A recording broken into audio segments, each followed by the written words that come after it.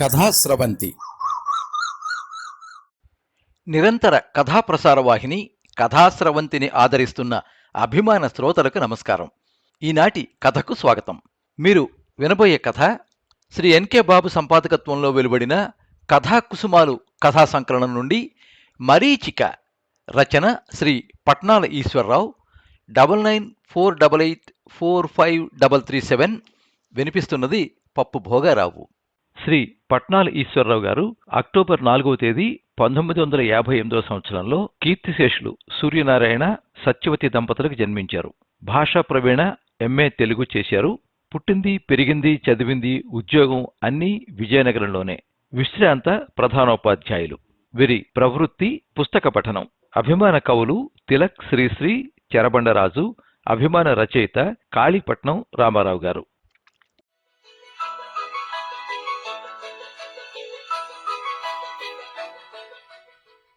ఎల్లుండిలోగా fee కట్టకపోతే పేరు తీసేస్తామన్నారు.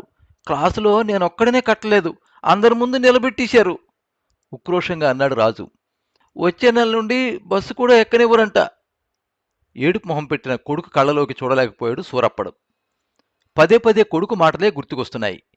ఎంత ప్రయత్నించినా అప్పు పుట్టడం లేదు. ఛీ, ఈ అదవ బతుకు. తనలాంటి బతుకు ఉండకూడదనే ఎంత కష్టమైనా చదివిద్దాం అనుకున్నాడు. చూస్తే పురిట్లోనే సంధి కొట్టేసినట్టుంది. ఉన్న ఊరిని అయిన వాళ్ళని వదిలేసి పట్నం వచ్చి తాను బావుకున్నదేమిటో అర్థం కాలేదు సూరప్పడికి. నిద్ర రాక అటు ఇటు దొర్లుతున్న సూరప్పడికి పక్కనిండా పల్లేరుకాయలు పరిచినట్టుంది. జ్ఞాపకాల పొరల్లో అడుగున పడిపోయిన బాల్యం, యవ్వనం, పల్లె జీవితం ముందుకొచ్చి కలవర పెడుతున్నాయి. చెరువులో రాయి విసిరితే నీటి అలలు వర్తులంగా విస్తరిస్తున్నట్టు ఆ జ్ఞాపకాలు మరింత స్పష్టంగా కళ్ల ముందు కదలాడుతున్నాయి. అమ్మ దగ్గర ఉన్నప్పుడు సంసారం బాధలు తనకు పెద్దగా తెలిసేవి కావు. తెలిసినా చేయగలిగింది లేదు కనుక పట్టించుకున్నది లేదు. అన్నీ అయ్యే చూసుకునేవాడు.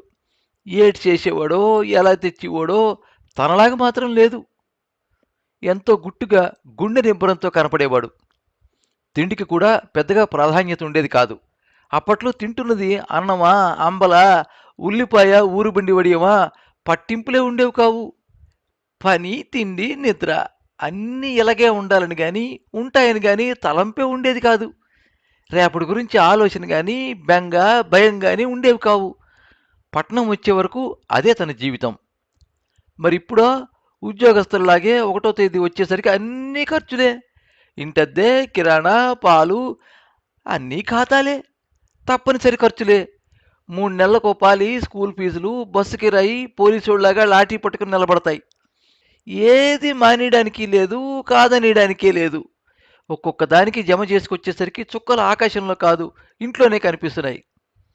కిందటి నెలాఖరులో అన్న వదిన వచ్చారు ఆసుపత్రి పని మీద.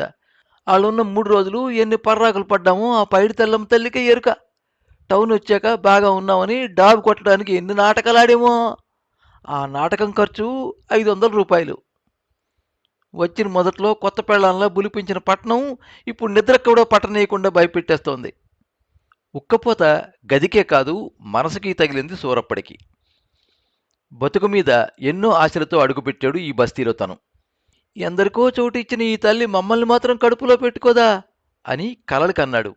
కష్టపడితే మాత్రం కడుపుకింత కూడు దొరకదా అనుకున్నాడు.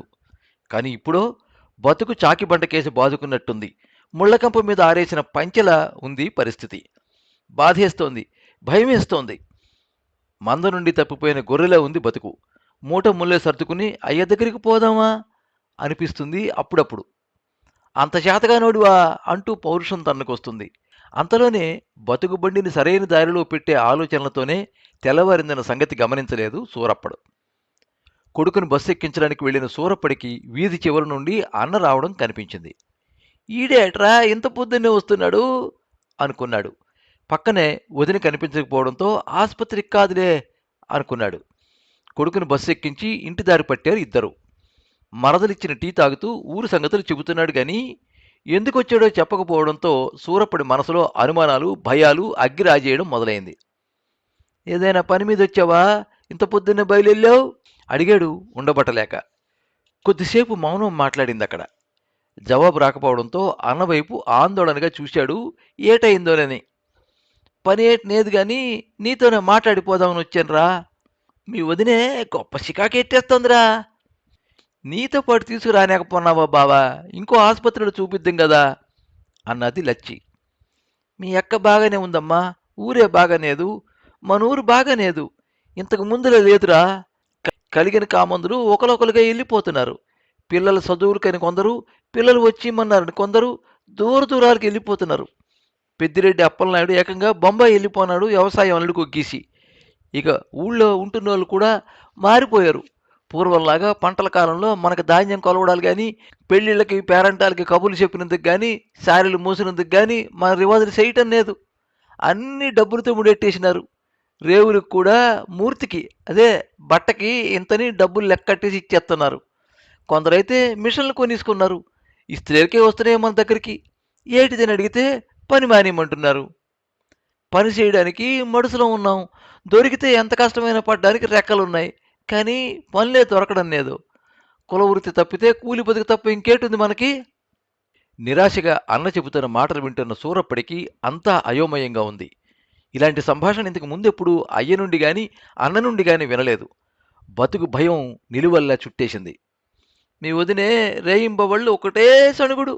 మొన్న మీ ఇంటికి వచ్చి వెళ్ళినప్పటి నుండి ఇంకా ఎక్కువైంది. అమ్మ అయ్య కిమ్మనటం లేదు.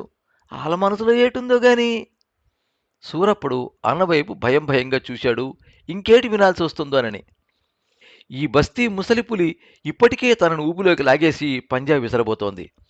ఇక అన్న కూడానా? వద్దని చెప్పగలడా తను? చెప్పినా వింటాడా అన్న? అర్థం చేసుకుని ఆగుతుందా వదినా? అన్న చెప్తున్న మాటలేవి సూరప్పడి చెవికెక్కడం లేదు. ఇంకేటో తిరిగాడుతున్నాయి. బస్తీ బతుకులు రంగుల కల కాదని, ఆశల వలయని తెలుసుకునేటప్పటికే తమ బతుకులు ఒడ్డున పడ్డ చేపల్లా గిరగిలా కొట్టుకుంటున్నాయి. పల్లెల్లో బతుకునేదు, పట్టణంలో బతకలేకపోతున్నాం. మరెలా? కులవృత్తికి సాటి రాదు గువ్వల షన్నా అన్నాడు ఓ పెద్ద ఆయన.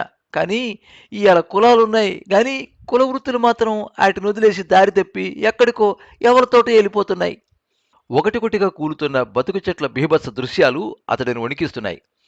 ఆశల మరీచకల వెంట సాగే ఈ అంతులేని వలసల పైనాలు ఆగేదన్నాడో అర్థం కావడం లేదు సూరప్పడికి.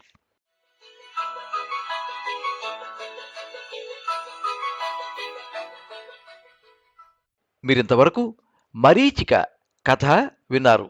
రచన శ్రీ పట్నాల ఈశ్వరరావు, వినిపించినది పప్పు భోగారావు. ఈ కథ మీద మీ అమూల్యమైన అభిప్రాయాన్ని కింద కామెంట్ బాక్స్లో రాయండి. ఈ వీడియోని లైక్ చేయండి, మీ మిత్రులందరికీ షేర్ చేయండి. ఇలాంటి మరిన్ని మంచి కథలు వినిపించడానికి ఈ ఛానల్ని సబ్స్క్రైబ్ చేసుకోండి. పక్కనే ఉండే బెల్ ఐకాన్ని క్లిక్ చేస్తే ఇలా అప్లోడ్ చేసే వీడియోల వివరాలన్నీ కూడా మీకు ఎప్పటికప్పుడు నోటిఫికేషన్ ద్వారా తెలుస్తాయి. ఎప్పుడు మీ అభిమానాన్ని కోరుకునే పప్పు భోగారావు. సర్వే జనాః సుఖినో భవంతు. కథా స్రవంతి.